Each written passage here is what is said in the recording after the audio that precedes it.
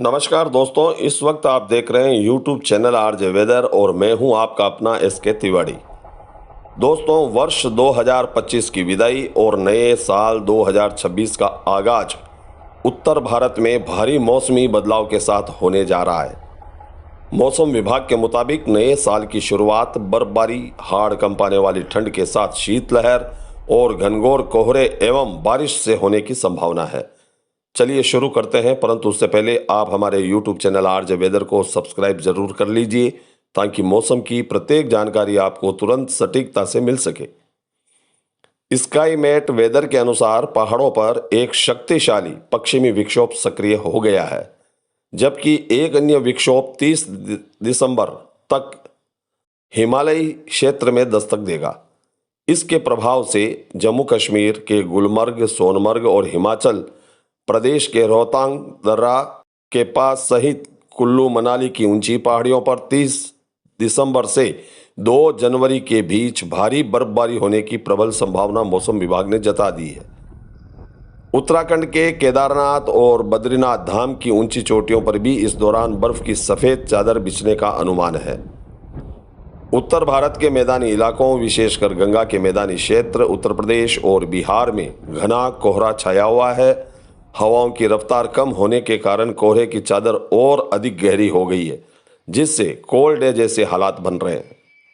दिल्ली की बात करें तो न्यूनतम तापमान 5.6 डिग्री सेल्सियस तक गिर गया है, जो इस सीजन का सबसे कम तापमान है। हरियाणा के हिसार और राजस्थान के सीकर जैसे क्षेत्र में तापमान 2 से 4 डिग्री तक पहुंच गया है, जिससे खेतों में ओस जमने यानी पाला पड़ने की स्थिति बनी हुई है। यह पाला रबी की फसलों के लिए नुकसानदेह साबित हो सकता है। हालांकि आगामी विक्षोभ के कारण तापमान में मामूली बढ़ोतरी से किसानों को कुछ राहत मिलने की उम्मीद है। नए साल की छुट्टियों के कारण पहाड़ों पर स्थित प्रमुख पर्यटन स्थलों पर पर्यटकों की भारी भीड़ उमड़ रही है। एक रिपोर्ट के अनुसार शिमला, मनाली और श्रीनगर जैसे जगहों पर 80 से 90% तक होटल भी बुक हो चुके हैं। पर्यटकों को नए साल पर बर्फबारी का आनंद लेने का पूरा मौका मिलेगा, लेकिन सड़कों पर भारी ट्रैफिक जाम और भीड़ भाड़ की चेतावनी भी जारी की गई है। दूसरी ओर दक्षिण भारत की बात करें तो उत्तर पूर्वी हवाओं के सक्रिय होने से तमिलनाडु के तटीय इलाकों चेन्नई और पुडुचेरी में बारिश की गतिविधियां जारी रहेगी, जबकि अंडमान और निकोबार में बारिश का दौर अब थमने वाला है। मौसम वैज्ञानिकों का कहना है कि नए साल की शुरुआत 2 दिनों में बादलों और बारिश के कारण न्यूनतम तापमान में थोड़ी वृद्धि हो सकती है, जिससे सुबह की कड़ाके की ठंड में मामूली राहत मिल सकती है। यह राहत केवल अल्पकालिक होगी।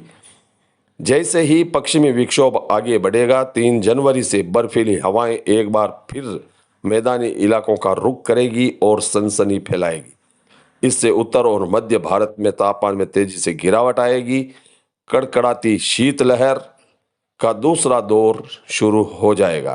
इसलिए नए साल का जश्न मनाने बाहर जा रहे लोगों से निवेदन है, ठंड और बर्फबारी के बीच सुरक्षा के पुख्ता इंतजाम रखें, सतर्क रहें और सतर्क करते रहें। मिलते हैं अगली नई ताज़ा जानकारी के साथ, तब तक के लिए धन्यवाद।